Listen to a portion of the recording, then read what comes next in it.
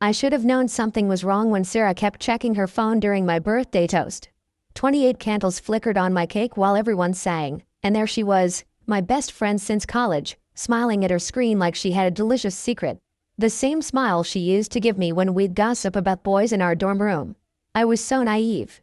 The party was perfect. My apartment was packed with friends, co-workers, even some people from my yoga class.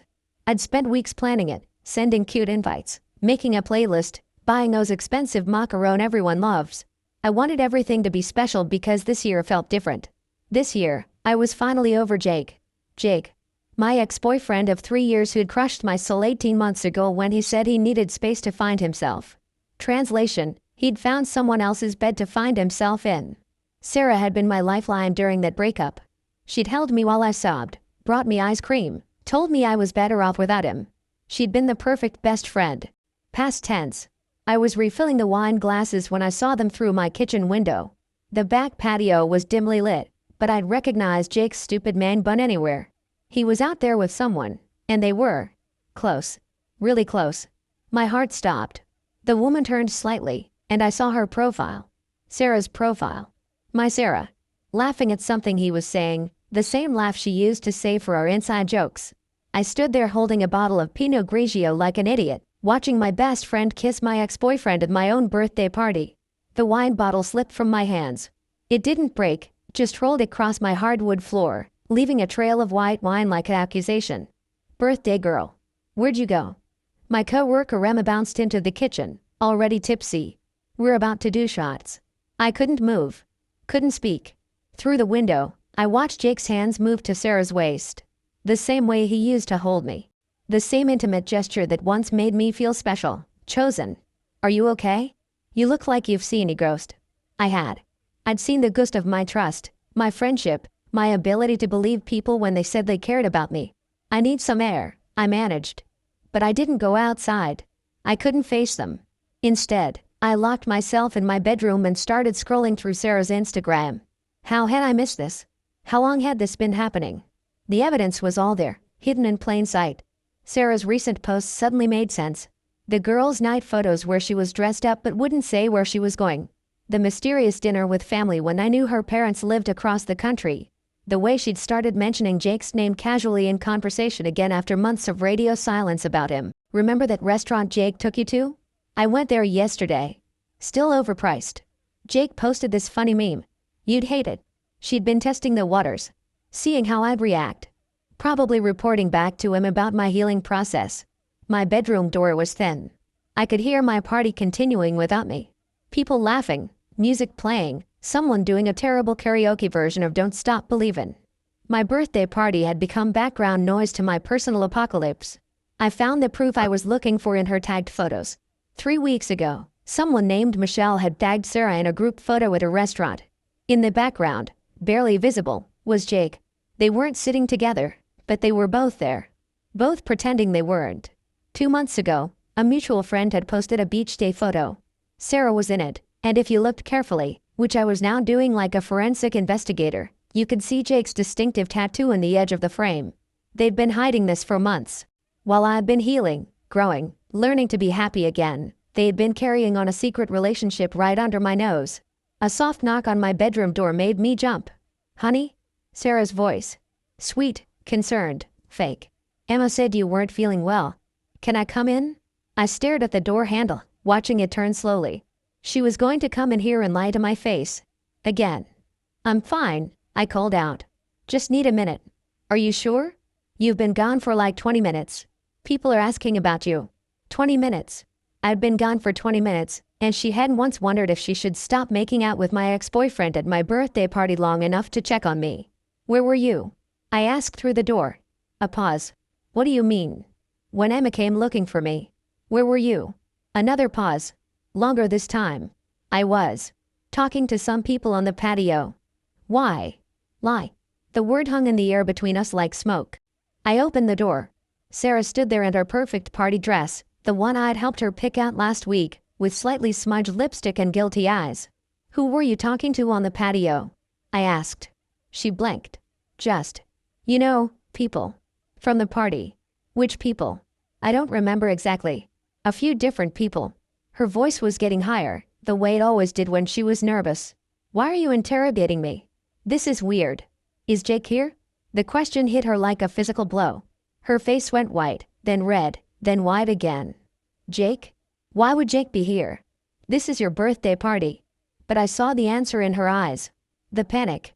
The calculation. The moment she realized she'd been caught. He is here, isn't he? I don't know what you're talking about. Sarah, I said her name like a prayer, like a plea. Give me a reason to forgive you. Give me an explanation that doesn't destroy everything.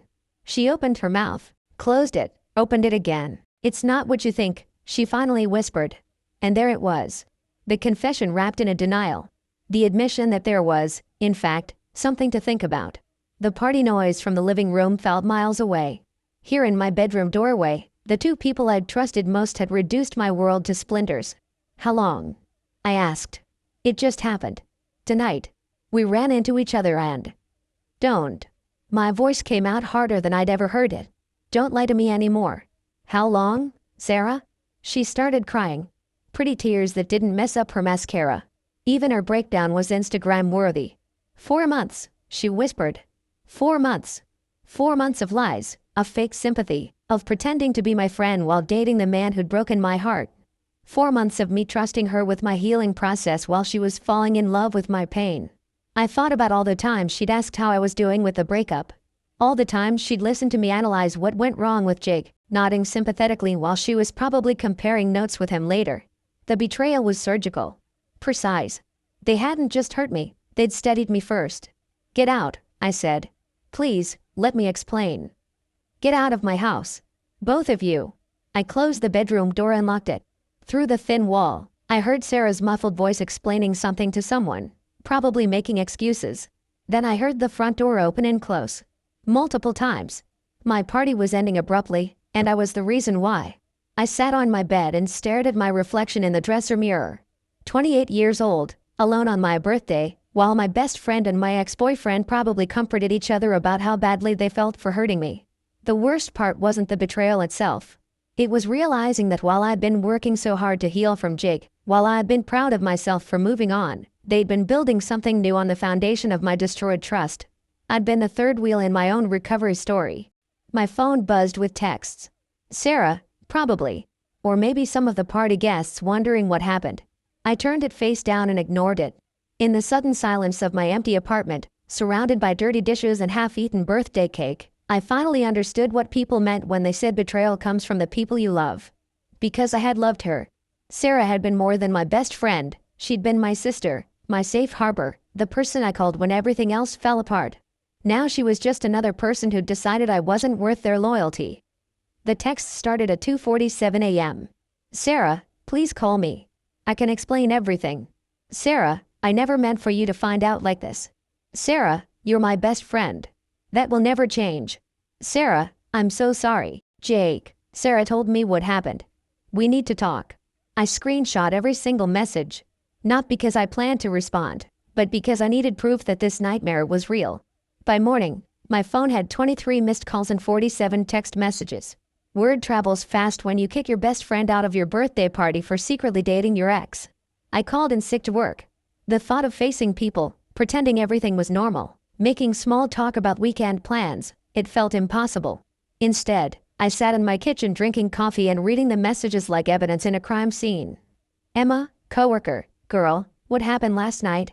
Sarah looked like she'd been crying when she left. My sister Kate, Mom said you canceled lunch today. Are you okay? My cousin Lisa, did Sarah and Jake really hook up at your party? Michelle just called me. That last one made my stomach drop. Michelle. The same Michelle who'd tagged Sarah in that restaurant photo. This had been an open secret in our friend group, and I'd been the only one not invited to the conspiracy. I scrolled through social media like a masochist. Sarah had posted a story late last night, after she left my party. A close-up of her crying face with the caption, "When you hurt someone you love." The comments were already pouring in. What happened, babe? You okay? Call me. Who hurt you? She was making herself the victim. At my birthday party discovery of her 4-month deception, she was somehow the one who needed comfort. I almost threw my phone across the room. Instead, I started digging deeper. If I was going to be humiliated, at least I'd know the full scope of it. Sarah's Venmo history was public. I'd never bothered checking it before because why would I? But there it was, payments to Jake going back months. Dinner, smiley face emoji, concert tickets, weekend getaway, heart emoji. Weekend getaway. With a heart emoji. I remembered that weekend. Sarah had told me she was visiting her sick grandmother. I'd sent her a care package with tea and flowers for her grandma. She'd posted a thank you story about what a thoughtful friend I was. She'd probably laughed about it with Jake. The doorbell rang. I knew it was one of them before I looked through the peephole. Sarah stood on my doorstep with Starbucks cups and red-rimmed eyes, wearing the I'm sorry outfit she always wore after fights, oversized sweater, minimal makeup, vulnerable expression. I brought your favorite, she called through the door. Iced vanilla latte with oat milk. She remembered my coffee order but forgot basic human decency. Go away, Sarah. Please. 5 minutes. That's all I need. You had 4 months to tell me. You don't get 5 minutes now. I was trying to protect you. I yanked the door open. Protect me from what? She looked startled, like she hadn't expected me to actually engage. From getting hurt again. By lying to me for months? By lying to me for months? By telling you before we knew if it was serious. It was serious enough for weekend getaways. It was serious enough for concert tickets and dinner dates and making out at my birthday party. Her face crumpled. You saw the Venmo. I saw everything, Sarah. The Instagram tags, the group photos, the lies about sick grandmothers. I saw all of it. It wasn't supposed to happen, she whispered. We ran into each other at that coffee shop, and we started talking about you, about how worried we both were. Stop. I held up my hand. Do not make this about caring for me. You bonded over my trauma and turned it into your love story. That's not. Did you talk about me when you were together? Did you analyze my healing process? Compare notes on how I was doing? Her silence was answer enough. Did you laugh about it? My voice was getting louder. When I told you I was proud of myself for being over him, did you go home and tell him about it? Never. We never laughed about. What did you tell him, Sarah? When I said I was ready to date again, when I said I felt stronger, what did you report back? She was full on crying now. It wasn't like that. Then what was it like? Explain it to me. Make it make sense. We connected. Over missing you. Over wishing things had been different. Missing me? You saw me every week. Missing the old you. The happy you. Before everything got so complicated. The audacity of it took my breath away. They missed the version of me that existed before Jake destroyed my trust, so they decided to destroy it again together. You're unbelievable, I said. Both of you. I love him, she whispered, like that explained anything. Like Clum excused betrayal. I loved you, I shot back. I loved you like a sister, and you threw that away for a man who couldn't even be faithful to me. That's not fair. Fair? I laughed, and it sounded broken even to me. You want to talk about fair? Fair would have been telling me the first time you had feelings for him. Fair would have been asking how I felt about it. Fair would have been choosing our friendship over your convenience. I didn't know how to tell you. So you told everyone else instead? Her face went pale. What do you mean? Michelle knew. She tagged you in that restaurant photo with him. How many other people knew, Sarah? How many people were in on the joke? It wasn't a joke. How many? A few people suspected, but... Names. Michelle, obviously. And Jake's roommate David. My sister knew something was going on. My heart sank further. Your sister knew? Sarah's sister Amy had been my friend too. We'd hung out together, done girls' trips, shared secrets. She'd known and said nothing. She kept telling me to talk to you, Sarah said quickly. She said it was wrong to keep it secret. But you didn't listen. I was scared. Of what? Of losing you. I stared at her. So instead you decided to lie to me until I found out the worst possible way? I thought maybe you'd be happy for us eventually. If we waited until you were completely over him. I was over him, Sarah. I'd been over him for months. But now I have to start over because I can't trust my own judgment anymore. If my best friend could lie to my face for 4 months, how can I trust anyone? That seemed to hit her. She stepped back like I'd slapped her. I never wanted to hurt you. But you did it anyway. Every day for 4 months, you chose to hurt me. My phone buzzed. A text from Jake. Is Sarah there? She's not answering her phone. I showed Sarah the screen. He's looking for you. She glanced at it and her expression softened. Even now, in the middle of our friendship's funeral, the mention of him made her light up. That's when I knew it was really over between us. I hope he's worth it, I said. Don't say that. I hope he makes you happy, Sarah. I hope you get everything you wanted from this. You are my best friend. No, I said it quietly, but firmly. I was your best friend. Past tense. I started to close the door, but she stuck her foot out to stop it. Wait. Please. Can't we work through this? We've been friends for 7 years. And you threw away 7 years for 4 months with a man who cheated on his last girlfriend. Jake never cheated on you. He emotionally checked out months before he broke up with me. He just didn't have the backbone to end it until he had something better lined up. Sound familiar? She flinched. Now he has you. And you have him. But you don't have me. I closed the door and locked it. Through the peephole, I watched her stand there for a long time, holding 2 Starbucks cups and crying. When she finally left, I sat down and started making a list of all the mutual friends I'd probably lose, all the group hangouts I wouldn't be invited to anymore, all the inside jokes that would die with our friendship. Sarah and I had been a package deal for years. Our friend groups overlapped completely. Birthday parties, holiday gatherings, weekend trips, they'd all have to choose sides now. I already knew which side most of them would choose. Sarah was more fun, less dramatic, easier to be around. I was the girl who'd been dumped, then betrayed, then made a scene at her own birthday party. My phone rang. My sister Kate. I just got off the phone with Mom, she said without preamble. She said you canceled lunch and you're not answering her texts. What's going on? I told her everything. The discovery, the confrontation, the months of lies. Kate listened without interrupting, which was unusual for her. She paused. That's really messed up. Yeah. Are you okay? No. Do you want me to come over? I can bring ice cream and terrible movies. For the first time in 24 hours, I felt like crying. Not from anger or betrayal, but from relief. Someone was on my side. Yes, I whispered. Please. After I hung up, I looked around my apartment. The birthday decorations were still up. Balloons, streamers, the banner that said Happy Birthday Beautiful. That Sarah had insisted on hanging. I started taking it all down, piece by piece. Every decoration felt like evidence of my own naivety. I've been so happy planning this party, so proud of my friend group, so grateful for my support system. Now I knew the truth. There was no support system. There was just Sarah and Jake's 4-month relationship masquerading as friendship while I healed from the damage he'd caused. I was completely, utterly alone, and everyone I'd trusted had known it except me. 3 months later, I got their wedding invitation in the mail. Not a text. Not a phone call. Not even an email. A formal, cream-colored invitation with gold lettering that read, Sarah Michelle Chen and Jacob Daniel Rodriguez request the honor of your presence. I stared at it sitting on my kitchen counter like it was radioactive. They'd been engaged for exactly 5 weeks.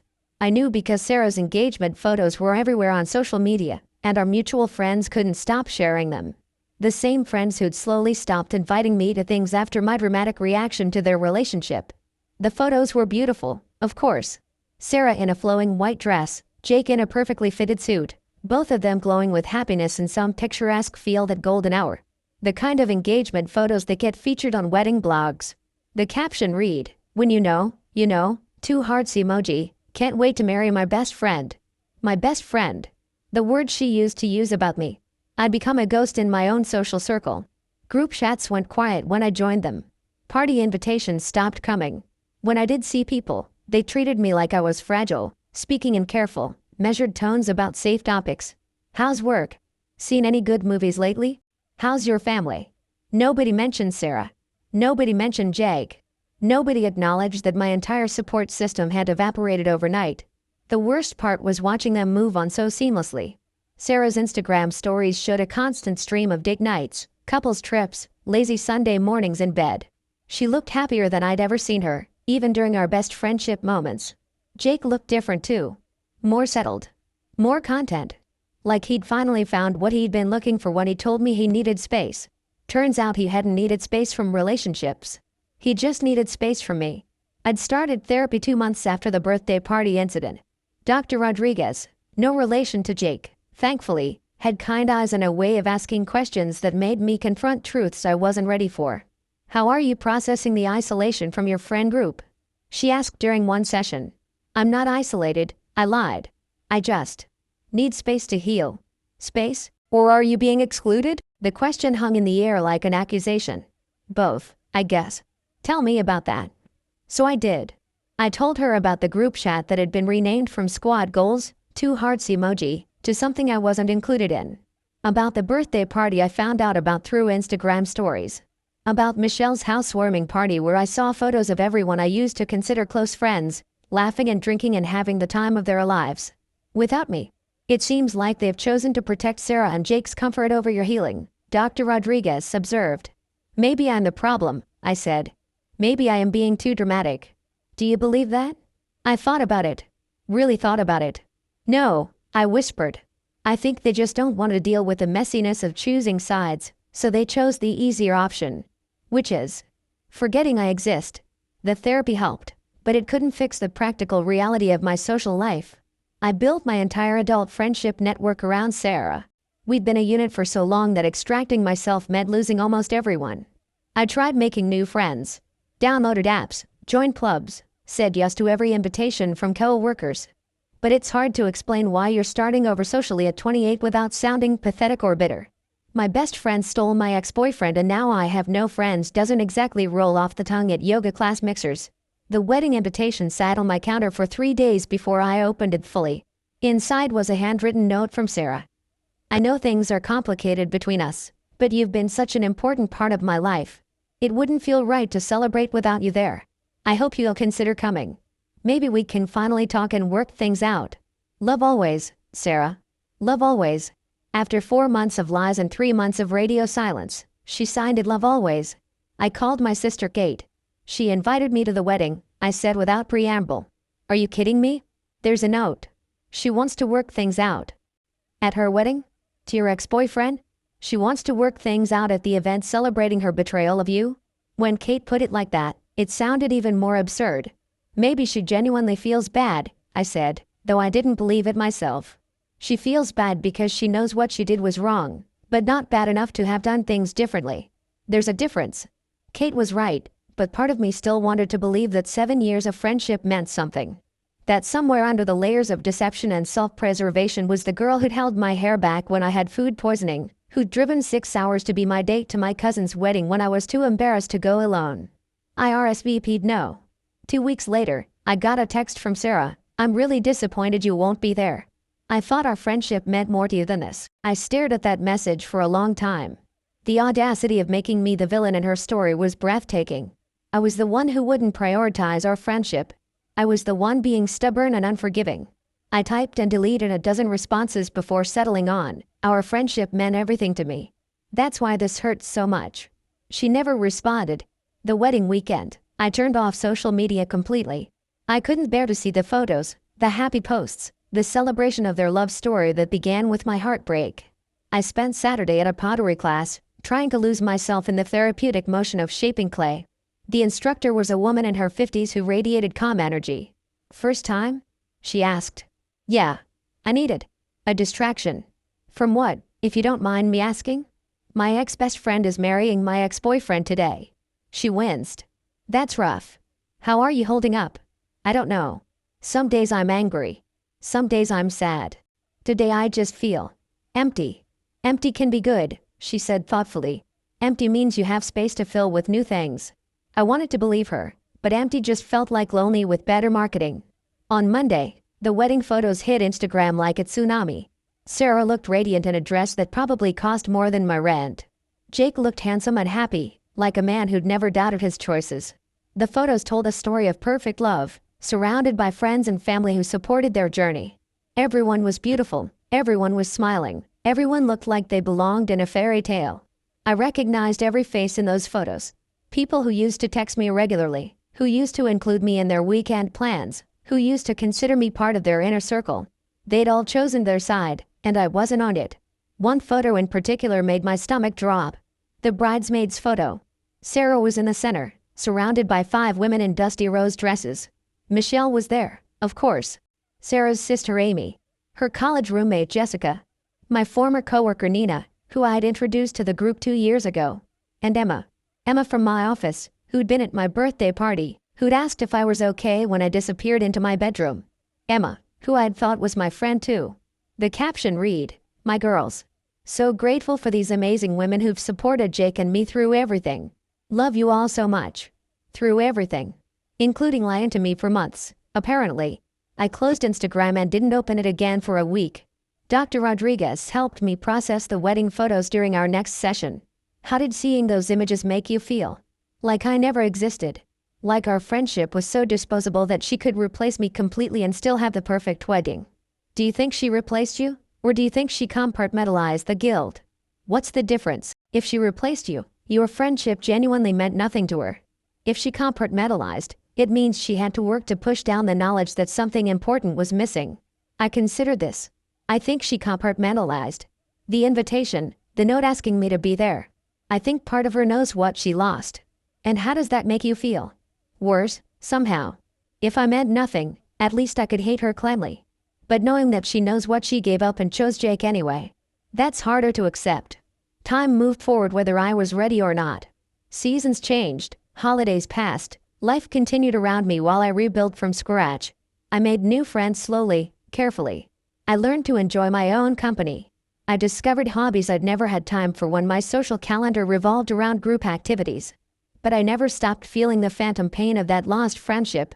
The muscle memory of texting Sarah first with good news, of calling her when something went wrong, of having someone who knew all my stories and inside jokes. I followed their life from a distance through mutual acquaintances and social media glimpses. They bought a house, got a dog, posted anniversary photos with captions about growing stronger every year. Sarah's Instagram bio changed from living my best life with my girls to wife, dog mom. Blessed beyond measure. I wasn't blocked, which somehow made it worse. I was simply irrelevant. 2 years after the wedding, I ran into Jake at the grocery store. We made awkward eye contact over the produce section, and for a moment, neither of us moved. Then he walked over. "Hey," he said, like we were old acquaintances catching up. "Hi. How are you? You look good." I was wearing sweatpants and hadn't washed my hair in 3 days, but I appreciated the politeness. "I'm okay. How are you? How's married life?" "Good. Really good." He paused. "Sarah asks about you sometimes." This surprised me. "She does?" "Yeah. She misses you. I know things ended badly, but she genuinely cares about you." "Cared," I corrected. Past tense. "No, I think she still." "Jake." I cut him off. "She made her choice. You both did. And that's fine. But don't pretend it was anything other than what it was." "What was it?" I looked at him, this man who'd once promised to love me forever, who'd cried when he broke up with me, who'd found happiness with my best friend, and felt nothing. No anger, no sadness, no longing. Just emptiness. It was two people choosing their own comfort over someone else's trust, I said. And living with the consequences. He nodded slowly. "For what it's worth, I'm sorry. About how everything happened. I know you are. But sorry doesn't fix anything." I finished my shopping and left him standing there, probably composing the story he'd tell Sarah about our encounter. I understood the concept intellectually, but emotionally, I wasn't there yet. Maybe I never would be. Because some betrayals don't just break your heart, they break your ability to trust your own judgment. They make you question every friendship, every relationship, every person who claims to care about you. Sarah and Jake had stolen more than just each other from me. They'd stolen my faith and human decency, my belief that good people try not to hurt each other, my assumption that love, romantic or platonic, meant something. They'd taught me that people will look you in the eye and lie to protect their own happiness. They'd shown me that 7 years of friendship could be discarded for 4 months of secret romance. They'd proven that when forced to choose between their desires and your well-being, most people will choose themselves every time. The worst part wasn't losing them. The worst part was learning that I'd never really had them to begin with. I was just a placeholder until they found each other. And now, years later, as I sit in my quiet apartment with friends I trust cautiously and walls I keep carefully high, I realize the most devastating truth of all: they probably don't think about me anymore. But I'll never stop thinking about them. Not because I miss them, but because they rewired my brain to expect betrayal from the people who claim to love me most.